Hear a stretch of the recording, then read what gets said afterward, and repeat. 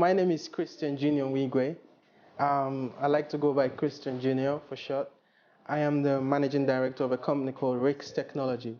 We started off as a graphic design company, then we switched to web design, and now we do a lot of software development. And most importantly, we do a number of human capital development programs around digital strategies, digital transformation, value creation through technology, artificial intelligence, showing small businesses and even larger businesses how they can apply blockchain, emerging technologies towards growing the business effectively.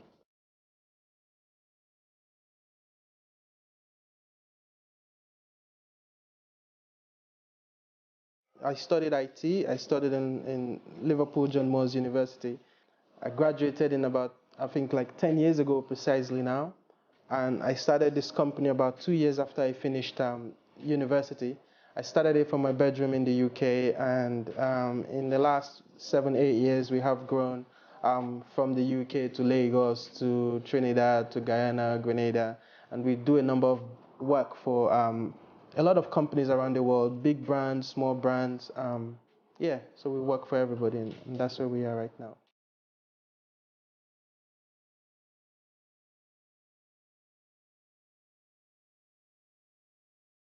For Rix, I had run the business as a one-man business for a number of years, and it came to a point where I just had to scale up. We had to scale up.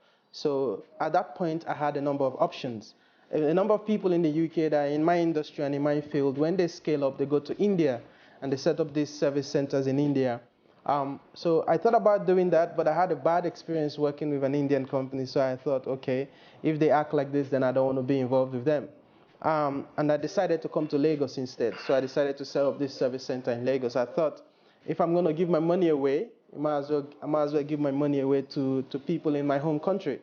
So we came to Lagos and we set up in Lagos just a year and a half ago. We've been in Lagos. Our Lagos team, I think we have about maybe a total of 15 staff, roughly. So in the UK, we have a very small footprint in the UK. UK is about, there are about maybe 3 or 4 of us. I think 4 of us, 3 full-time. And then other regions of the world, we operate what we call a lean business model, where we just have the physical presence, but we implement a lot of our work in Lagos, Nigeria now, just to make sure that we're creating value at a low cost, as well as adding value to the local community in Lagos, Nigeria.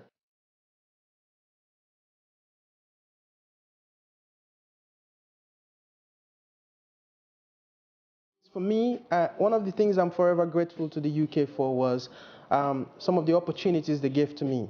I had opportunities, and I had a climate where I could innovate and I could be creative, and I could use the basic standard infrastructure to grow my business as an entrepreneur and as a one-man band. I think a lot of those kind of setups are not here in Nigeria.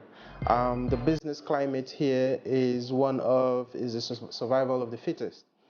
So in a lot of ways, I recognize that a lot of startups and a lot of entrepreneurs don't have that support, and they don't have a lot of the initiatives like funding initiatives, incubators, all of those things. They don't have a lot. Yeah, you see some in Lagos, you see some in Abuja, but what about the rest of Nigeria? However, in terms of human capacity, in terms of talent, there isn't a shortage of talent locally in Nigeria, and I think a lot of the times people just need a little push to get into where they want to be. I'll give you an instance. One day I was sitting in my office in VI, and something said to me, hey, look for any tech events that are happening. So I went on Google, I went on Eventbrite, and I looked at events in Lagos. So I just grabbed my jacket and I went. So I got towards the end of the event. I was blown away by what I saw at this event in Lagos. This wasn't in London, this wasn't in New York, this was in Lagos. I met a lot of young people demonstrating ideas and demonstrating systems and technologies that they have built to solve basic problems that a lot of Nigerians have.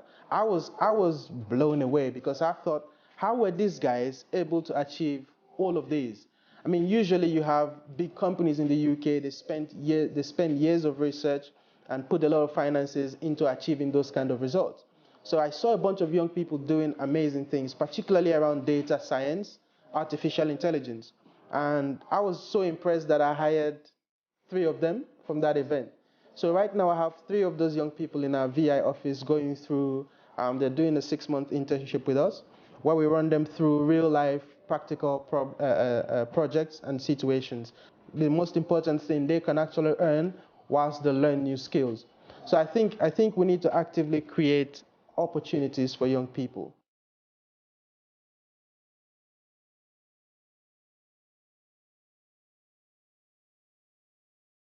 I did. So I visited a number of places. I went to one of them in Yaba, Co-Creation Hub. I went to that one in Yaba. It was quite interesting. I was shown around. I was shown a lot of the things that people are creating there. So that's a very good one in Yaba. But like I said, we need something like that. We need like 2 or 3 of those in every state or in every city across the country for it to be effective.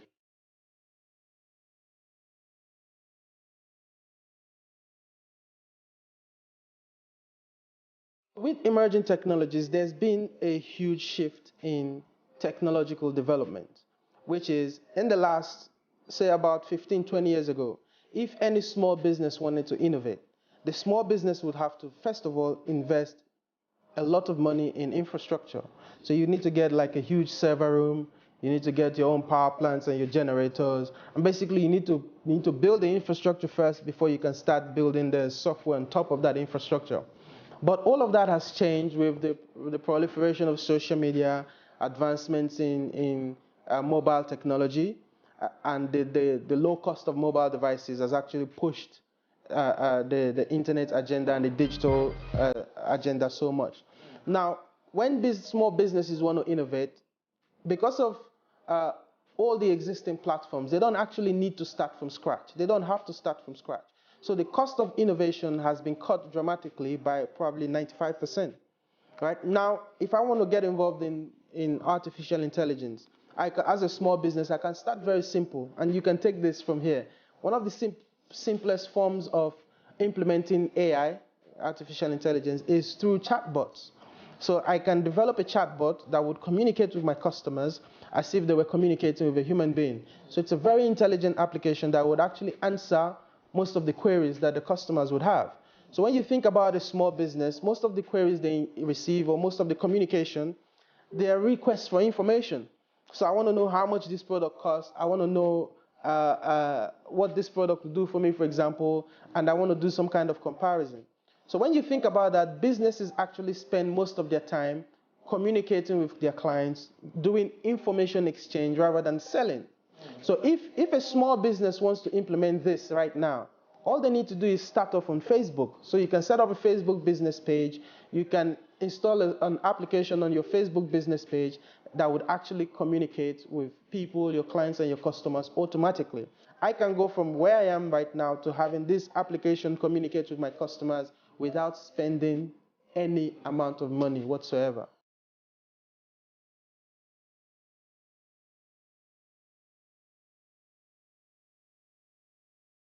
A lot of businesses are adopting it right now, adopting especially the chatbot side of things. A number of businesses are adopting the chatbot. But when you look at implementation of artificial intelligence on a wider scale, I would only assume that a number of businesses are currently still undertaking their research and development. But you don't see a lot of AI-powered things going on in Nigeria. But one of the emerging technologies that Nigerians have grasped really well is blockchain, distributed ledger technology. But they have adopted that more on the cryptocurrency side, Bitcoin, Ethereum, and the likes of it. But I think there's a different side of blockchain that's going to revolutionize the way we do business, from the banking to the governments to real estate to medicine, any industry you think about, blockchain can really change the game.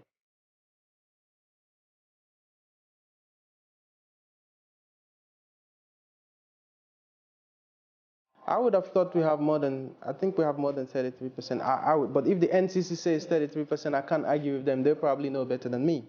Um, Based on the 33% that we have, then I mean we're doing really well because if you all you have to do is go on social media, you see a lot of the things that Nigerians are doing. However, I still think that there needs to be a shift in the mindset, more shift that social media and digital platforms can actually be applied towards business as opposed to personal usage. Because we only have 20 million people connected online doesn't mean that you can only reach 20 million people. When you think about consumer behaviors, think about how your clients behave. Those 20 million people have moms and dads that are not online. They have brothers and sisters that are not also online that they would most likely influence in a lot of ways. So when small businesses deliver content to this small 33% of people, they need to create content and deliver it in a way that those 33% can go further and become brand advocates offline, where they go further spreading the messages, the content, or whatever it is, the objectives of that organization. They can spread it even further offline to people that they may have influence over, but those people are not active online, internet, and social media users. So in a lot of ways, you have to tap into those 33% and use those 33 and leverage on those 33%, use them to influence the other, 67% of the population.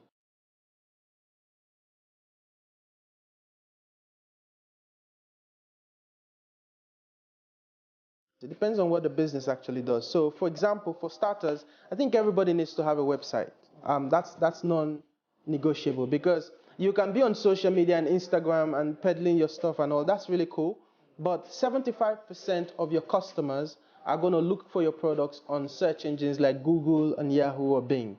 So when they search for your products or services, it is important that you have a website that actually talks about the products and the services that you offer. So the first thing I think every small business needs to implement is a website. You can get a website from free with one of these build-yourself kind of website, although those are not the most professional. But you can spend 100K, 150K, 200K. If you have 200K and above, you can contact us. We can give you a smashing website. But I think the most basic thing is a website.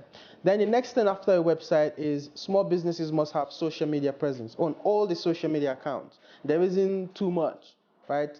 That's the second bit. Then the third bit is small businesses need to focus on creating content. So content can range from educational materials, product information, service information, basically telling people why they should choose your business as opposed to anybody else's business. If you figure out how you can create value for people and the society, then eventually those will trickle down to value for your business. So get a website, be on all the social media websites, create content that actually adds value to people's lives and to the economy. Look at how you can do stuff for free for people or at the littlest cost. Look at how you can give away some little thing for free and then tell them, hey, if you want to get the rest of it, come back to me and pay some other small money. And I think that a lot of entrepreneurs need to figure out how to set up service-oriented businesses that create some kind of value.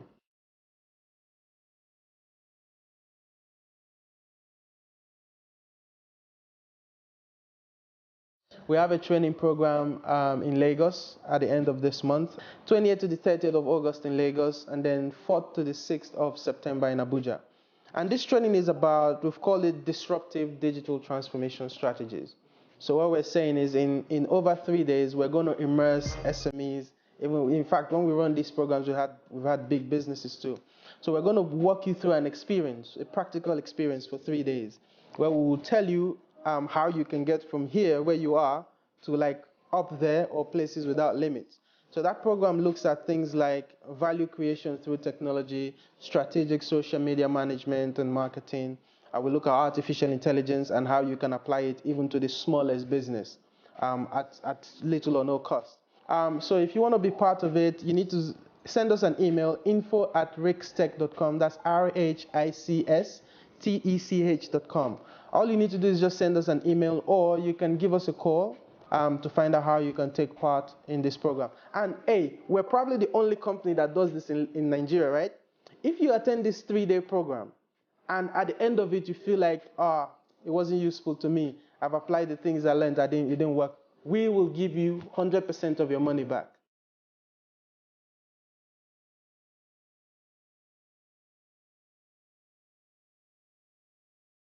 So one of the things that the government can actually do in terms of SMEs, and this is about fintech, the government can actually enable more competition, giving SMEs the power to be innovative. And one of the ways the government can do that in fintech is by changing the regulations, introducing like open banking regulations, where the banks have to be more transparent with customers' data and how they use the customers' data. So number one thing is regulation, I'd say. Number two, obviously, this has been well talked about, infrastructure. The government needs to invest in infrastructure. We need to create initiatives that enable people learn about technology.